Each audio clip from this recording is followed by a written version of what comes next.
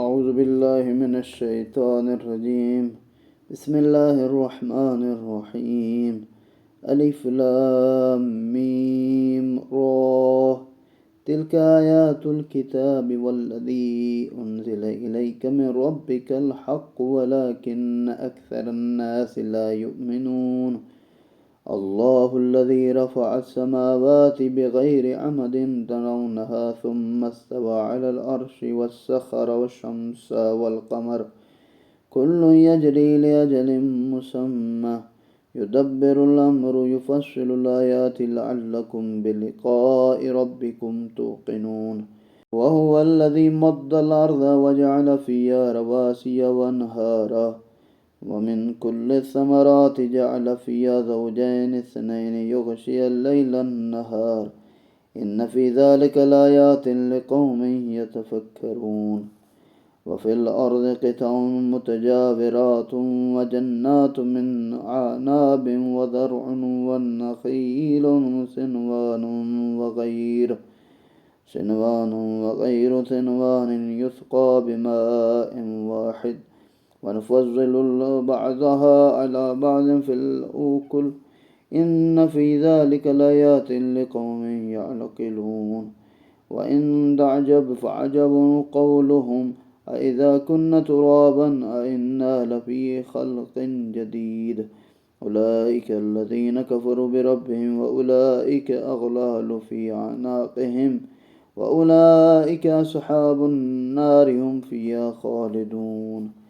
ويستعجلونك بالسيئة قبل الحسنة وقد خلت من قبلهم المثلات وإن ربك لذو مغفرة للناس على ظلمهم وإن ربك لشديد العقاب.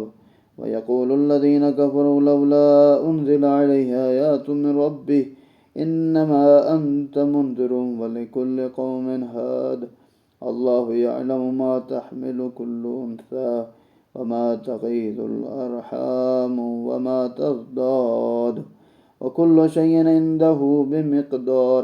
عالم الغيب والشهادة الكبير المتعال سواء منكم من أسر القول ومن جهر به ومن هو مستخف بالليل وصارب بالنهار له مؤقبات من بين يديه ومن خلفه يحفظونه من أمر الله إن الله لا يغير ما بقوم حتى يغيروا ما بأنفسهم وإذا أراد الله بقوم سوءا فلا مرد له وما لهم من دونه من وال.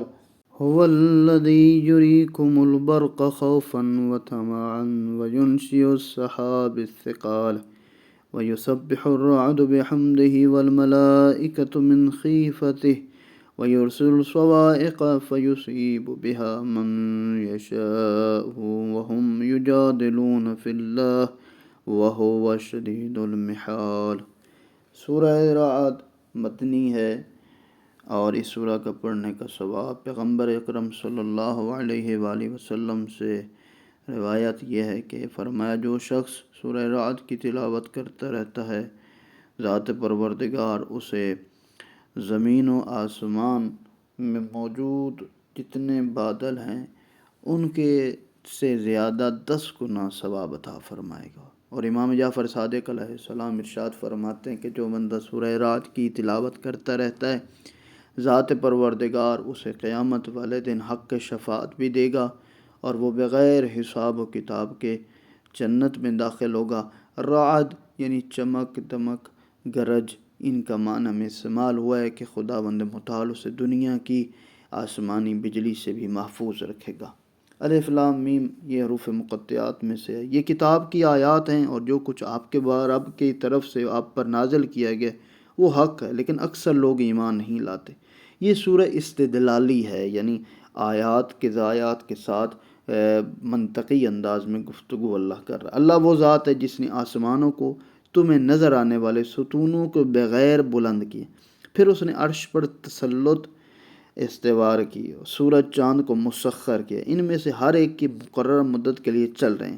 وہی امور کی تدبیر کرتا ہے، وہی نشانیوں کو تفصیل سے بیان کرتا ہے، شاید اپنے رب کی ملاقات کی یقین تمہیں ہو جائے۔ اور وہی ہے جس نے زمین کو پھیلایا، اس میں پہاڑ دریا بنائے اور ہر طرح کے پھلوں کے 2 جوڑے بنائے۔ وہی رات کے سے دن کو ڈھانپ دیتا ہے، غور کرنے والوں کے لیے یقیناً اس میں نشانی ہے۔ اور زمین میں باہم متصل ٹکڑے ہیں، اور انگوروں کے باغات ہیں، نیز کھیتیاں ہیں، کھجور کے درخت ہیں، جن میں سے کچھ دوہرے تنے کے ہوتے ہیں، کچھ دوہرے نہیں ہوتے۔ سب کو ایک ہی پانی سے سیراب کیا جاتا ہے، لیکن پھلوں میں لذت میں ہم بعض کو بعض سے بہتر بناتے ہیں۔ عقل سے کام لینے والوں کے لیے یقیناً ان چیزوں میں نشانیاں، یعنی ذات پروردگار نے زمین کے قطعات ایک دوسرے سے متصل ہیں۔ یہ سب قطعات نہ صرف جغرافیائی اعتبار سے ایک دوسرے میں، بلکہ جن عناصر پر مشتمل ہیں ان میں بھی ایک دوسرے کے قریب ہیں اور متشابہ ہیں۔ پھر فرمایا اگر آپ کو تعجب ہوتا ہے تو ان کفار کو یہ بات تعجب خیز ہے کہ جب ہم خاک ہو جائیں گے تو کیا ہم نئی پیدائش میں ہوں گے۔ یہ وہ لوگ ہیں جو اپنے رب کے منکر ہیں، یعنی جو بندہ قیامت کا انکار کرتا ہے، یعنی وہ ذات پروردگار کا انکار کر رہا ہے، کہ یہ وہ لوگ ہیں جو اپنے رب کے منکر ہیں۔ یہی وہ لوگ ہیں جن کی گردنوں میں طوق پڑے ہوئے ہوں گے، اور یہی جہنم والے ہیں جس میں یہ ہمیشہ رہیں گے۔ اور یہ لوگ آپ سے بھلائی سے پہلے برائی میں جلدی کر جاتے ہیں، جبکہ ان سے پہلے عذاب کے واقعات پیش آ چکے ہیں۔ آپ کا رب ظلم و زیادتی کے باوجود لوگوں سے یقیناً درگزر کرنے والا ہے۔ جو لوگ زیادتیاں کرتے ہیں، گناہ کرتے ہیں، اللہ پھر بھی کہتے چلو معاف کرو۔ اور آپ کا رب یقیناً سخت عذاب دینے والا بھی ہے۔ جہاں وہ رحمان ہے، جہاں رحیم ہے، وہاں قہار بھی ہے۔ اور جنہوں نے کفر اختیار کیا ہے وہ کہتے ہیں کہ اس شخص پر اپنے رب کی طرف سے کوئی نشانی نازل کیوں نہیں ہوتی۔ آپ تو محض تنبیہ کرنے والے اور ہر قوم کا ایک رہنما ہوا کرتا ہے۔ اللہ ہی جانتا ہے کہ ہر مادہ یعنی مؤنث کیا اٹھائے ہوئے ہے، ارحام میں کیا گھٹاتے ہیں، کیا بڑھاتے ہیں، اس کے ہر چیز کی ایک معین مقدار ہے، یعنی ذات پروردگار ہی جانتا ہے وہ خاتون، وہ حیوان جو مادہ ہے وہ اللہ نے اس کو کیا دیا ہے، مذکر دیا ہے یا مؤنث دیا ہے۔ لیکن ہاں آج کل سائنس اتنی ترقی کر گئی ہے، پتہ چل جاتا ہے کہ یہ مذکر ہے یا مؤنث ہے، لیکن اس مذکر اور مؤنث ہونے سے پہلے کسی کو نہیں پتہ ہوتا، جب ہو جاتا ہے اس وقت پتہ چلتا ہے۔ لیکن وہ ذات پروردگار جانتا ہے کہ میں مذکر دے رہا ہوں یا مؤنث دے رہا ہوں۔ وہ پوشیدہ اور ظاہر چیزوں کا جاننے والا بزرگ برتر ہے۔ تم میں سے کوئی ایسا بات کرے یا آواز سے، کوئی پردہ شب میں چھپا ہوا ہو یا دن کی روشنی میں سر عام چل رہا ہو، اس کے لیے برابر ہے، یعنی ذات پروردگار کے لیے کوئی شے مخفی نہیں ہے۔ چاہے آپ سب کے سامنے باتیں کر رہے ہیں یا اکیلے میں بیٹھے ہیں، جہاں بھی ہوں، چاہے روشنی ہے، چاہے اندھیرا ہے، رات ہے، دن ہے، اللہ کے لیے سب برابر ہے۔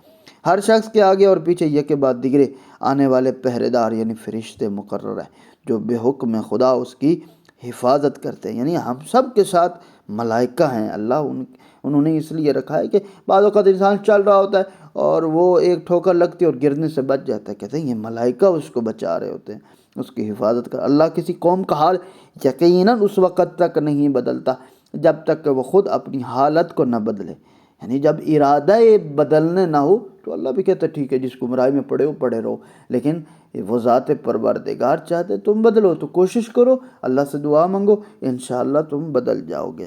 اور جب اللہ کسی قوم کی برے حال سے دوچار کرنے کا ارادہ کر لے تو اس کے ٹلنے کا کوئی صورت نہیں، نہ ہی اللہ کے سوا ان کا کوئی مددگار ہوتا ہے۔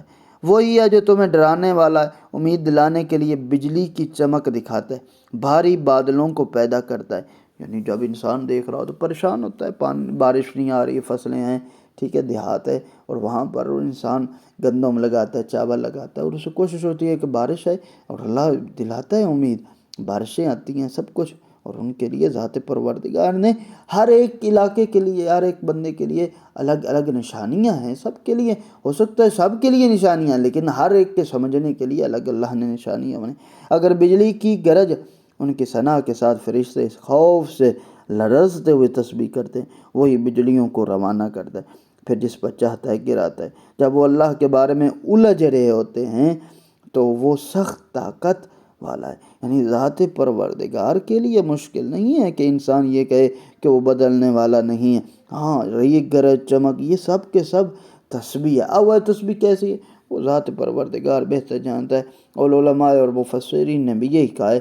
اس تسبیح سے مراد خدا کی خاص تسبیح ہو سکتی ہے، لَهُ دعوت الحق والذین يدعون من دونه لا يستجيبون لهم بشيء إلا كباسط كفيه إلى الماء ليبلغ فاه وما هو ببالغه وما دعاء الكافرين إلا في ضلال ولله يسجد من في السماوات والأرض طوعا وكرها وظلالهم بالغدو والآثال قل من رب السماوات والأرض قل الله قل أفاتخذتم من دونه أولياء لا يملكون لأنفسهم نفعا ولا ضرا قل هل يستوي الأعمى والبصير أم هل تستوي الظلمات والنور أم جعلوا لله شركاء خلقوا كخلقه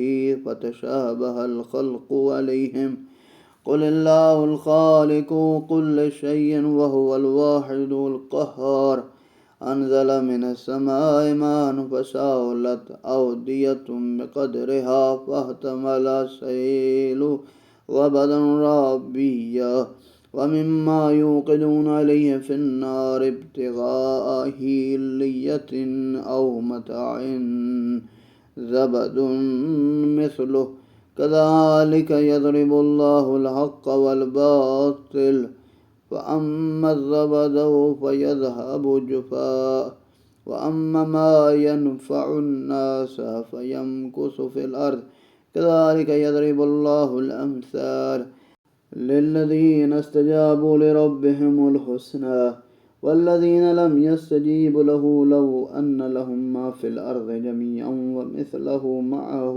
لافتدوا به أولئك لهم سوء الحساب ومأواهم جهنم وبئس المهاد أفمن يعلم أنما أنزل إليك من ربك الحق كمن هو أعمى إنما يتذكر أولو الألباب الذين يوفون بعهد الله ولا ينقضون الميثاق والذين يصلون ما أمر الله به أن يوصل ويخشون ربهم ويخافون سوء الحساب والذين صبروا ابتغاء وجه ربهم وأقاموا الصلاة وأنفقوا مما رزقناهم سرا وعلانية ويدرؤون بالحسنة السيئة أولئك لهم عقبى الدار جنات عدن يدخلونها ومن صلح من آبائهم وأزواجهم وذرياتهم والملائكة يدخلون عليهم من كل باب سلام عليكم بما صبرتم فنعم عقبى الدار والذين ينقضون عهد الله من بعد ميثاقه ويقطعون ما أمر الله به أن يوصل ويفسدون في الأرض أولئك لهم اللعنة ولهم سوء الدار الله يبسط الرزق لمن يشاء ويقدر وفرحوا بالحياة الدنيا وما الحياة الدنيا في الآخرة إلا متاع۔ صرف اللہ کو پکارنا برحق ہے، اور وہ اللہ کو چھوڑ کر جنہیں پکارتے ہیں وہ انہیں کوئی بھی فائدہ نہیں دے سکتے، نہ ہی جواب دے سکتے، ایسے ہی جیسے کوئی شخص اپنے دونوں ہاتھ پانی کی طرف پھیلائے ہوئے ہو اور پانی از خود اس کے منہ تک پہنچ جائے، حالانکہ وہ اس تک پہنچنے والا نہیں۔ وہ خیال کرتا ہے کہ اپنے ہاتھ پھیلاتا ہے پانی کی طرف اور یہ سوچ رہا ہو یہ پانی آ جائے گا، نہیں، ایسے نہیں آئے گا جب تک کہ وہ خود نہ اٹھائے تو پانی۔ اللہ نے یہی کہا ہے کہ ان کا یہی سمجھتے ہیں جیسے پانی کی طرف ہاتھ پھیلاتے ہیں، ہاں اس طرح نہیں ہے۔ کافروں کی دعا اس طرح محض بے سود ہی ہے، کافر دعا کرتے رہیں جو کچھ کریں، ان کو کوئی فائدہ نہیں ہو۔ اور آسمانوں اور زمین میں بسنے والے سب بے شوق بے زور ان کے سائے میں بھی صبح و شام اللہ ہی کے لیے سر بے سجود، یعنی ساری کائنات شوق ذوق سے اللہ کی تسبیح کر رہی ہوتی، اور انسان ہے کہ انسان شوق و ذوق سے نہیں کرتا۔ ان سے پوچھیے آسمانوں اور زمین کا رب کون ہے، کہہ دیجیے اللہ ہی ہے۔ کہہ دیں تو پھر کیا تم نے اللہ کے سوا ایسوں کو اپنا اولیاء بنایا جو اپنے نفع و نقصان کے بھی مالک نہیں ہیں؟ کہہ دیجئے کیا بینا اور نابینا برابر ہو سکتے ہیں؟ اور ایسی طرح تاریکی اور روشنی برابر ہو سکتی؟ جنہیں ان لوگوں نے اللہ کا شریک بنا دیا ہے، کیا انہوں نے اللہ کی خلقت کی طرح کچھ خلق کیا جس کی وجہ سے پیدائش کا مسئلہ ان پر شک ہو گیا، مشتبہ ہو گیا؟ کہہ دیجئے ہر چیز کا خالق صرف اللہ ہے، وہ یکتا بھی ہے، بڑا غالب آنے والا بھی ہے۔ اللہ نے آسمانوں سے پانی برسایا، پھر نالے اپنی گنجائش کے مطابق بہنے لگے، پھر سیلاب نے پھولے ہوئے جھاگ کو اٹھایا، ان دھاتوں پر بھی ایسے ہی جھاگ اٹھتے ہی جنہیں لوگ زیور اور سامان بنانے کے لیے آگ میں تپاتے ہیں۔ اس طرح اللہ حق و باطل کی مثال بیان کرتا ہے۔ پھر جو جھاگ ہے وہ نہ تو ناکارہ ہو کر ناپید ہو جاتی ہے، جو چیز لوگوں کے فائدے کی ہے وہ زمین میں ٹھہر جاتی۔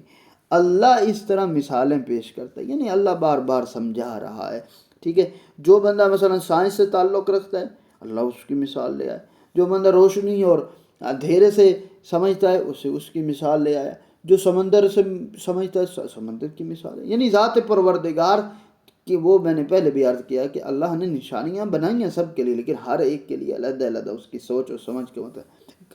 جنہوں نے اپنے رب کی دعوت مان لی ان کے لیے بہتری ہے، جنہوں نے اس کی دعوت قبول نہیں کی وہ اگر ان سب چیزوں کے مالک بھی بن جائے جو زمین میں ہے، اتنی دولت مزید بھی ساتھ ہو، تو وہ آخرت میں ان سب کو اپنی نجات لیے فدیہ دیں۔ ایسے لوگوں کا پورا حساب ہوگا، جہنم ان کا ٹھکانہ ہوگا اور وہ اس میں ہمیشہ نہیں۔ حقیقی قدروں کا مالک وہ ہے جو دعوت الہی کو قبول کرے۔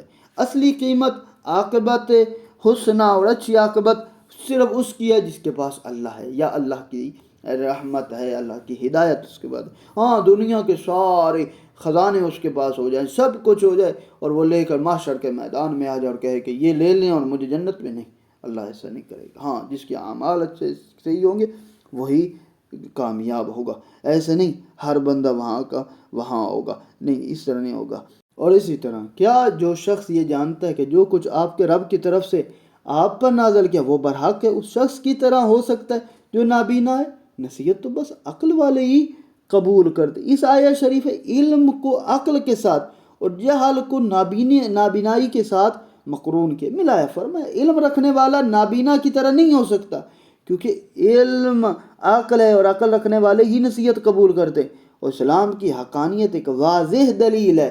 اللہ نے کہا ہے کہ جو بندہ عقل رکھتا ہے، علم رکھتا ہے، کیا اس نابینا کی طرح ہو سکتا ہے جو جاہل ہے؟ نہیں، جو اللہ کے عہد کو پورا کرتے ہیں اور پیمان کو نہیں توڑتے وہی کامیاب۔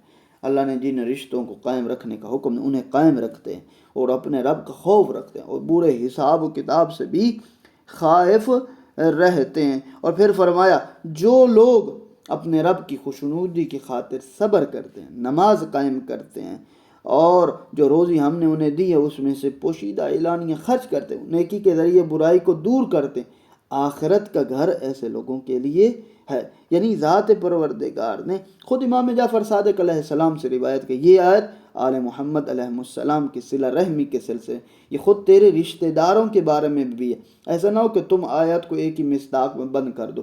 یعنی ان آیات میں صاحبان عقل کے 7 اوصاف بیان، وہ اللہ کے عہد کو پورا کرتے ہیں، وہ صلہ رحمی کرتے ہیں، اپنے رب و یوم حساب کا خوف رکھتے ہیں، وہ اللہ کی خوشنودی کے لیے صبر کرتے ہیں، نماز قائم کرتے ہیں اور راہ خدا میں خرچ کرتے ہیں۔